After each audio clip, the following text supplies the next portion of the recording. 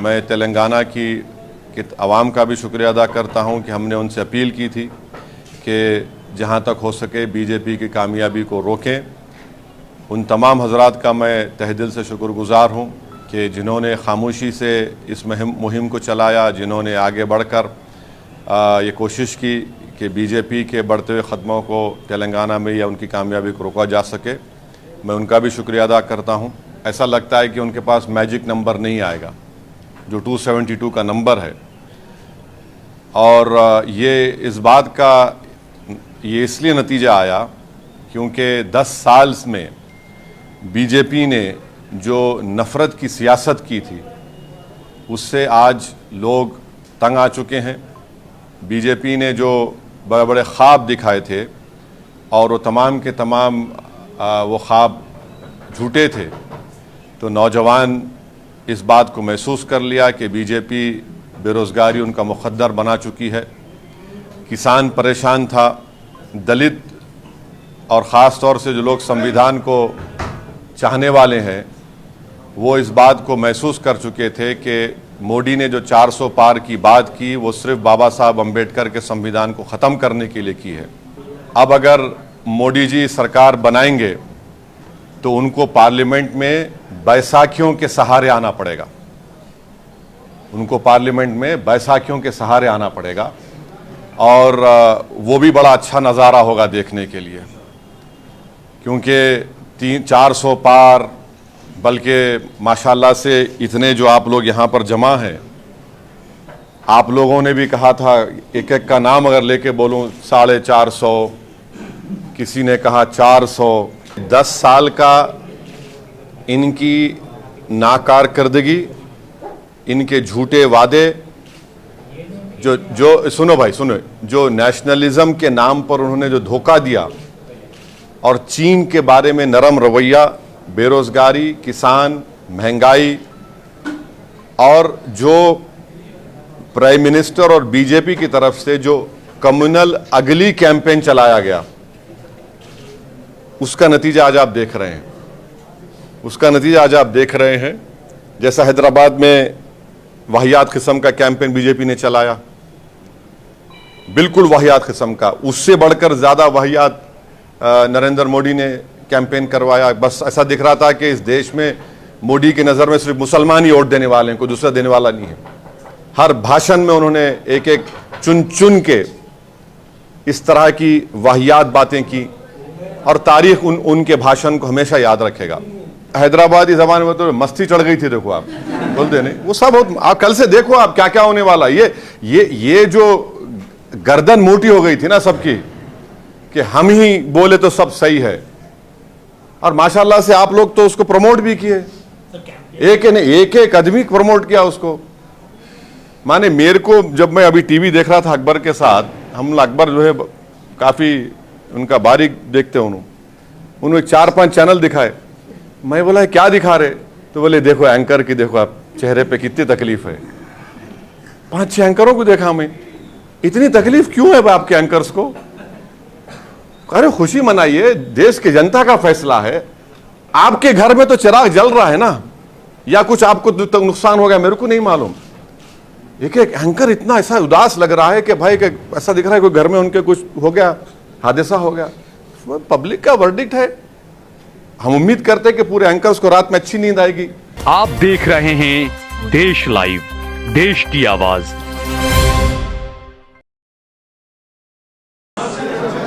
हैदराबाद की आवाम में मजलिस इत्तेहादुल मुस्लिमीन के लिए जो मोहब्बत थी उसमें और इजाफा फरमाया, और अल्लाह ने हैदराबाद की आवाम के ज़रिए मजलिस इत्तेहादुल मुस्लिमीन को हैदराबाद की पार्लियामेंट की सीट से एक तारीख़ी कामयाबी से हमको हमकिनार किया।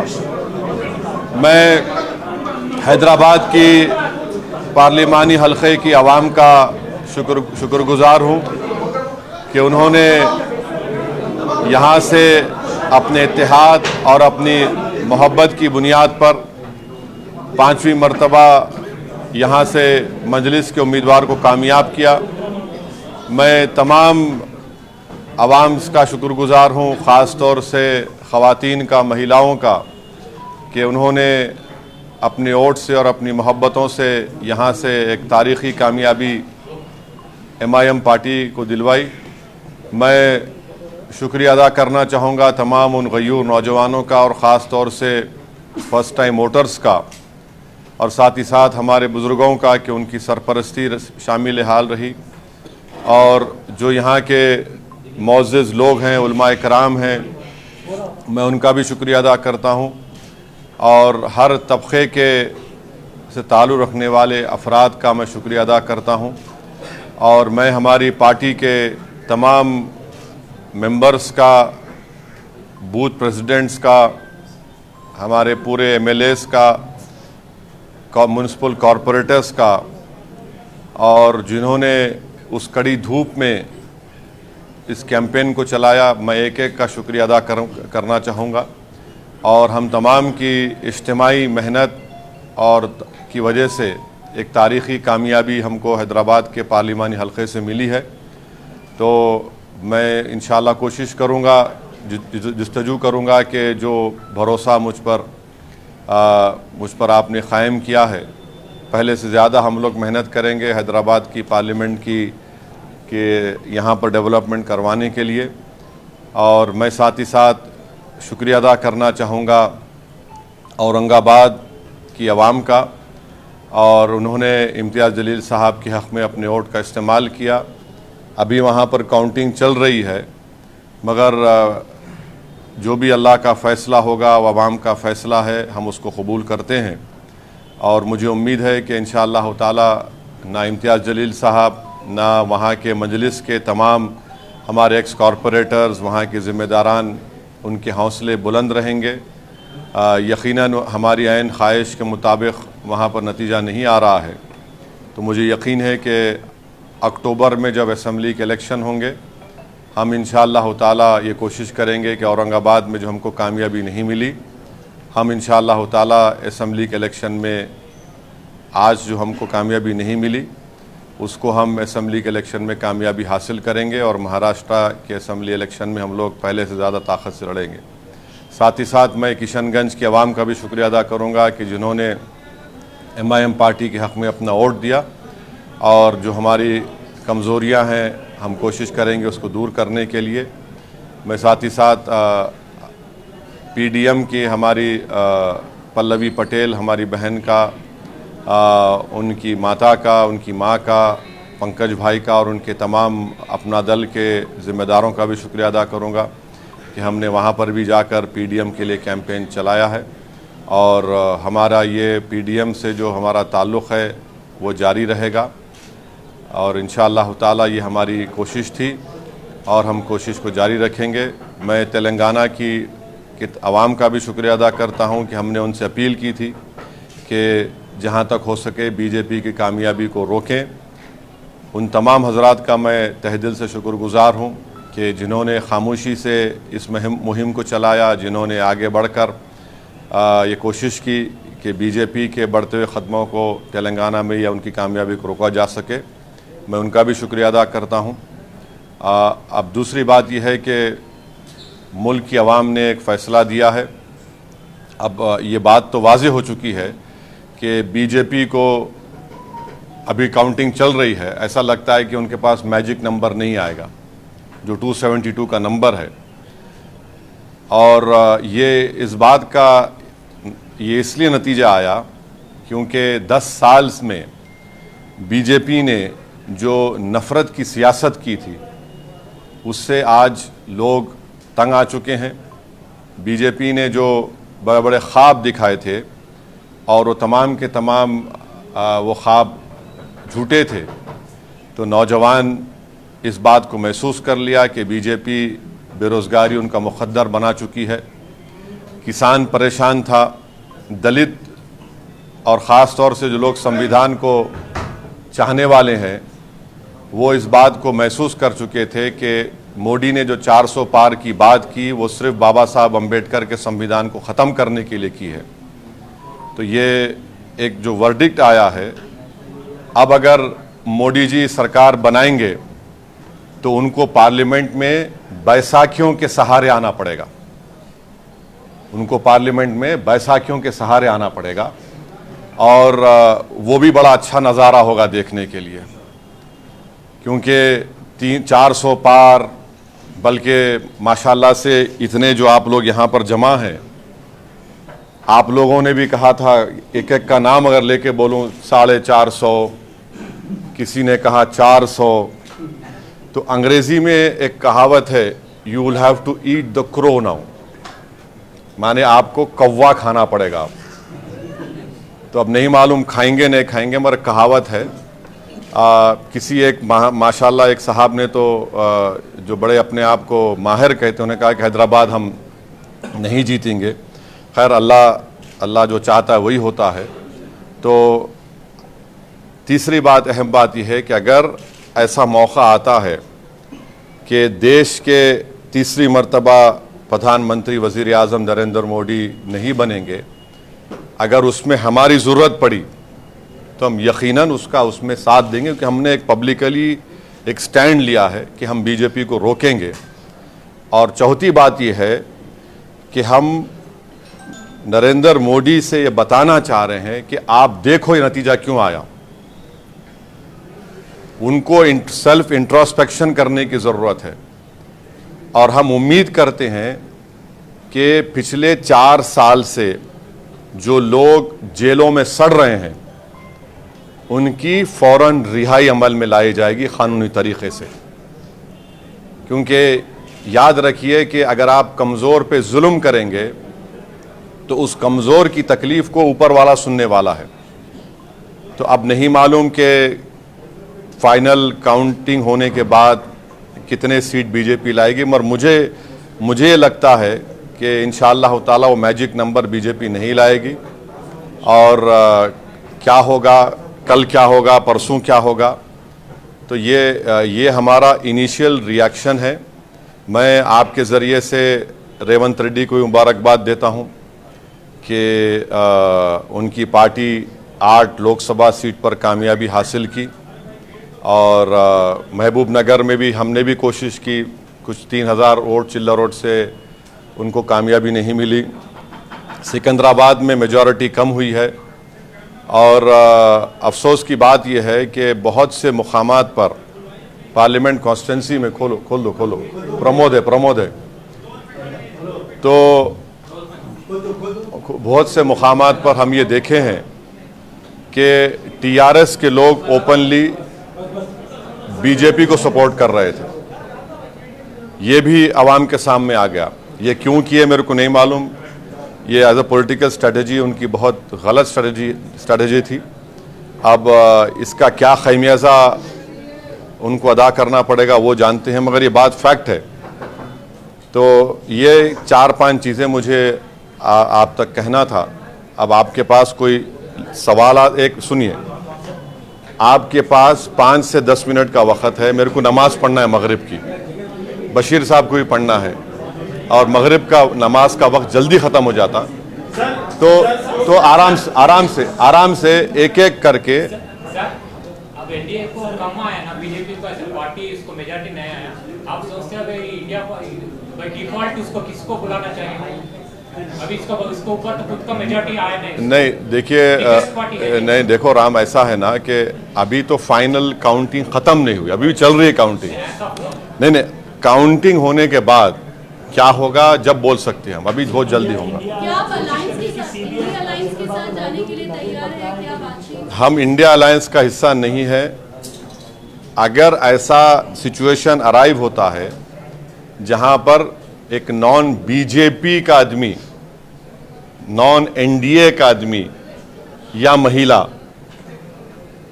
प्रधानमंत्री बनने का सामने आएगा तो हम यकीनन उस बारे में साथ देंगे उनका, मगर वो नहीं मालूम होगा नहीं होगा। हाँ बोलिए प्रमोद साहब। सर, पूरे इलेक्शन के दौरान आपने देश भर में घूम के जो बीजेपी के खिलाफ बोला, ये जो रिजल्ट आया है उसको आप कैसे देख रहे हैं? क्योंकि आप हर जगह जाके देखिए एक तो ये कि 10 साल का इनकी नाकारकर्दगी, इनके झूठे वादे, जो सुनो भाई सुनो, जो नेशनलिज्म के नाम पर उन्होंने जो धोखा दिया और चीन के बारे में नरम रवैया बेरोजगारी, किसान, महंगाई और जो प्राइम मिनिस्टर और बीजेपी की तरफ से जो कम्युनल अगली कैंपेन चलाया गया, उसका नतीजा आज आप देख रहे हैं।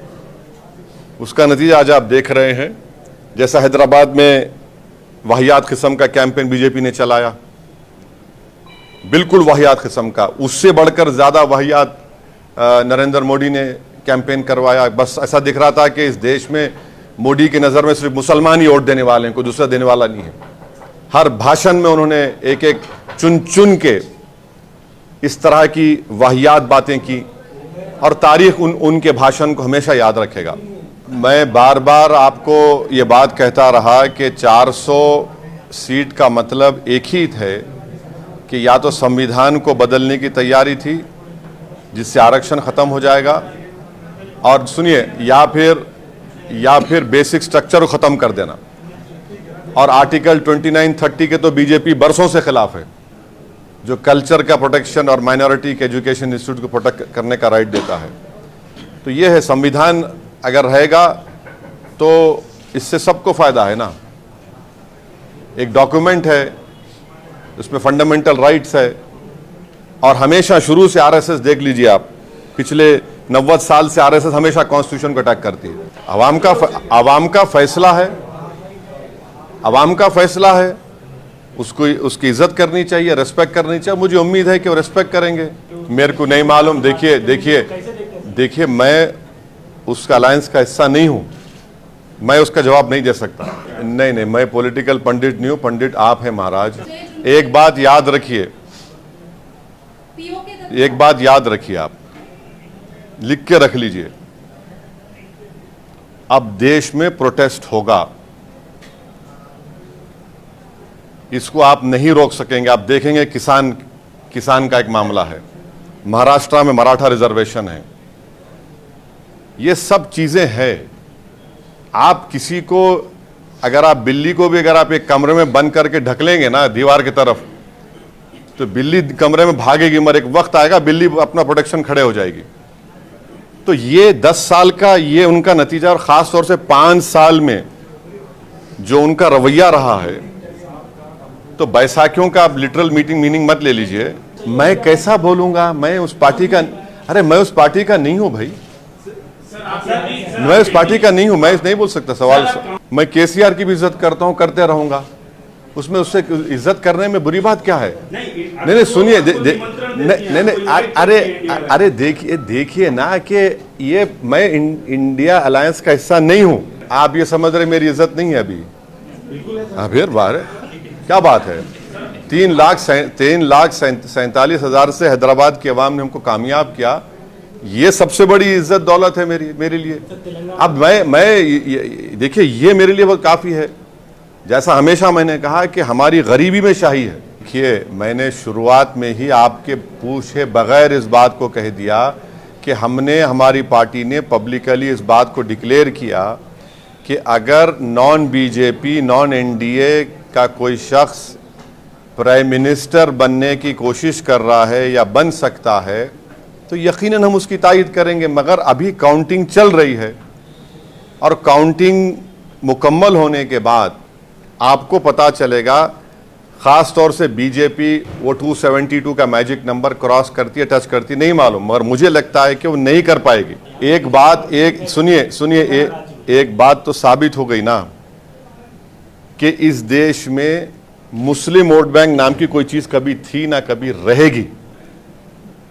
ये एक मिथ क्रिएट किया गया था, ये एक मिथ है। ये कभी इस मुल्क में कभी मुस्लिम वोट बैंक नहीं था। ये खामखा ये लोग पुकारते थे और हमारी कम्युनिटी खुश होती थी। कभी था ही नहीं, ना कभी रहेगा। नहीं तो एक बात सुन लीजिए, पूरा डेटा आने दीजिए। कितने सोशल ग्रुप्स, ओबीसीज, मुसलमान और दलित में जाटव है, पासी है, वाल्मीकि, कितने लोग वोट दिए, उसके बाद उस जवाब दे सकते हैं। मगर रिजल्ट तो आया ना। अभी और कम हो जाएगा, कल से आप देखेंगे उनकी ताकत कम हो जाएगी। किसकी ताकत? बीजेपी की तेलंगाना में। नहीं, उनकी भी कम होंगी, आप फिक्र मत करिए, आप देख लीजिए। जो बाजा बजाए थे 400 पार का, तब लोग अंदाजा कर लिए, बाज लोग उसमें आ गए बातों में, तो अब उनको अंदाजा हो गया।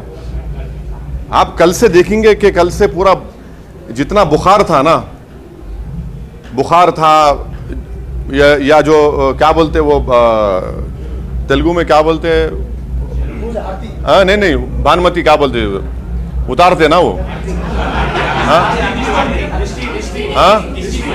हाँ सब उतरेगा, कल से सब उतरेगा।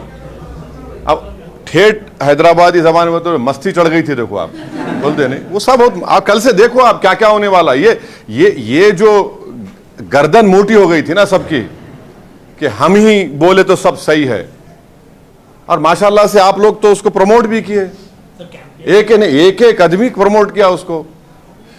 माने मेरे को जब मैं अभी टीवी देख रहा था अकबर के साथ, हम अकबर जो है काफी उनका बारीक देखते हैं, उन्होंने 4-5 चैनल दिखाए, मैं बोला क्या दिखा रहे, तो बोले देखो एंकर की, देखो आप चेहरे पे कितनी तकलीफ है।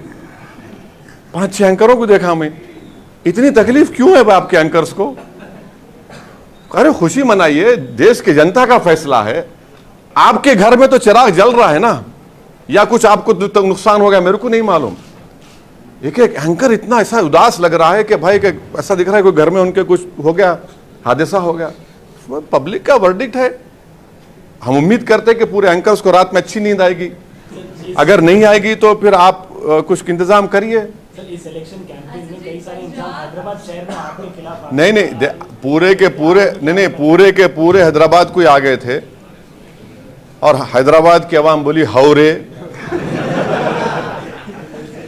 हैदराबाद की आवाम बोली हौरे, हैदराबाद की आवाम बोली हौरे, नहीं बोले तो नहीं सुनते, दिखा दिए, पूरा दिखा दिए ना। आप देखो ये एक तारीखी कामयाबी, मैं शुक्रगुजार हूँ, मेरे पास अल्फाज नहीं है कि बस एक ही तकलीफ है कि मेरा बाजू इम्तियाज़ जलील मेरे साथ नहीं होगा औरंगाबाद में, और हम उम्मीद कर रहे थे कि सीमांचल की लड़ाई को हम पार्लियामेंट में लेके जाएंगे, मगर सीमांचल लड़ाई हमारी चलते रहेगी। हम देखेंगे क्या कमज़ोरी, हमारे माजिद साहब MLA साहब भी बड़ा कोशिश किए, टीम भी सब किए। बहरहाल मैं एक हमारे पार्टी के मेंबर्स का शुक्रगुजार हूँ कि इतनी गर्मी में कैंपेन किए, गैर मामूली गर्मी थी, और इतनी शिद्दत की गर्मी में भी हैदराबाद के वोटर्स निकल कर वोट डाले, और मैं उनको भी शुक्रिया अदा करता हूँ, उनका सलाम करता हूँ। और ऐसे कई लोग हैं जिनको ना मैं जानता हूँ ना उनका पहचानता हूँ, मगर जो दुआएं भी किए, जो मेहनत किए, मेरे पास अल्फाज नहीं है कि कैसे उनका शुक्र अदा करूँ। बस मैं दुआ कर सकता हूँ कि अल्लाह उनको सलामत रखे, और अल्लाह हमको एक और हमारे जज्बे में इखलास दे कि हम उनके भरोसे पर उतरें, और हमारी लड़ाई जारी रहेगी फ़िरका परस्त ताकतों के साथ इंशाअल्लाह ताला। बस मैं देखिए यूसुफ पठान जीत गए, उनको मुबारकबाद देता हूँ। नहीं मेरे पार्टी का पूछिए ना, मेरे कैसा, मैं यूसुफ पठान जीते उनको मुबारकबाद दूंगा। वो एक काबिल कैंडिडेट है, उनके वालिद मरहूम के साथ मैं MP था, मुनव्वर हसन साहब के साथ, उनकी बेटी कामयाब हुई, उनको मुबारकबाद देता हूँ। चंद्रशेखर आज़ाद रावण कामयाब हुए नगीना से, मैं उनको मुबारकबाद देता हूँ। शायद इमरान मसूद भी सहारनपुर से कामयाबी मिली, उनको मुबारकबाद देता हूँ। हमारे रामपुर से मौलाना नदवी साहब कामयाब हुए, हम उनको मुबारकबाद देते हैं। तो यही है, अब इतना ही बोल सकते हैं। अब ये दूसरी पार्टियों का कैसा बोलेंगे? नहीं 8 सीट तो जीते बशीर साहब, तो यकीनन 8 सीट हमारे लिए एक लम्हे फ़िक्र है। और आपको याद होगा मैं अपनी तकरीर में, जो खिलवत में तकरीर हुई थी, मैं ये सब सीटों का नामा बोला था। आप देखो मेरी तकरीर उठा के देख लो आप, ये सब नामा बोला था मैं, जहां से लोग जीते हैं मैं सब बोला था। तो अब बहुत सी बातें हैं, अब हम तो अपनी कोशिश किए, मगर मुझे यकीन है कि मुस्तकबिल में ये सब चीज़ें तब्दील होंगी। ऐसा है मैडम, आप एक कैसेट को हमेशा नहीं चला सकते। तो हम ठेठ हैदराबादी ज़बान में बोले तो हम लोग बोलते खादर खां के खट्टे डायलॉग हमेशा नहीं चलते, समझे ना आप। तो वो ये चीज़ें हो रही हैं, आवाम बेजार हो चुकी है, इनसे तंग आ चुके हैं। आप एक समुदाय को तो निशाने मलामत बना दिए, एक समुदाय को तो आप खतरा बता दिए देश के लिए। अने इतना कैंप, ऐसा कैंपेन नरेंद्र मोदी चलाएंगे कोई नहीं सोचा था। बल्कि मैं आपको बोल रहा हूं, जितने जो नॉन बीजेपी मेंबर वोटर्स थे वो मेरे को फोन करके बोले, मेरे को अकबर को बुला लो कि हम आपको वोट डाल रहे। क्यों डाल रहे हम पूछे तो बोले इनके भाषण से। एक नहीं बल्कि कईयों लोग बोले कि ये चीज हमको नहीं चाहिए। ठीक है, थैंक यू साहब, थैंक यू।